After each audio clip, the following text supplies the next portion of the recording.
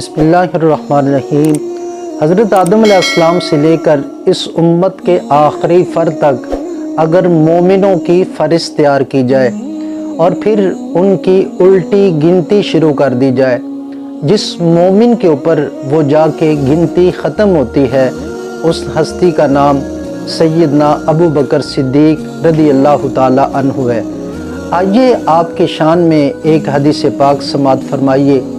حضرت ابو ہریرہ رضی اللہ تعالی عنہ نے اس حدیث پاک کو روایت کیا کہ کثرت کے ساتھ صحابہ کرام بارگاہ رسالت مآب صلی اللہ علیہ وسلم میں حاضر تھے کہ سرکار نے پوچھا من اصبح منکم اليوم صائما، ارشاد فرمایا کہ آج تم میں سے کس نے روزہ رکھا ہے؟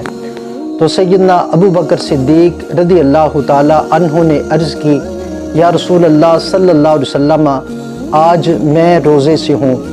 پھر سرکار نے دوسرا سوال کیا، ارشاد فرمایا فمن تبع منکم اليوم جنازہ، فرمایا کہ آج تم میں سے کس نے کسی جنازے میں شرکت کی ہے؟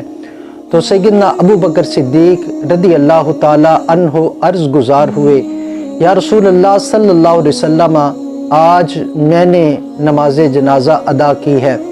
پھر سرکار نے پوچھا فمن اطعم منکم اليوم مسکینا، فرمایا کہ آج تم میں سے کس نے کسی مسکین کو کھانا کھلایا ہے؟ تو سیدنا ابو بکر صدیق رضی اللہ تعالی عنہ عرض گزار ہوئے یا رسول اللہ صلی اللہ علیہ وسلم میں نے مسکین کو کھانا کھلایا ہے۔ پھر سرکار نے پوچھا فمن عاد منکم اليوم مریضا، فرمایا کہ تم میں سے کون ہے جس نے کسی مریض کی عیادت کی ہو؟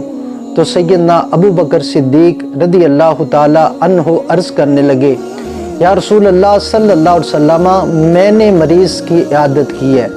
تو سرکار نے جب یہ سارے کی ساری خوبیاں اس طرح پوچھ کے سیدنا ابو بکر صدیق رضی اللہ تعالی عنہ سے جواب پایا تو سرکار نے ارشاد فرمایا کہ جس میں یہ خوبیاں ہوں، فرمایا وہ پکا جنتی شخص ہے۔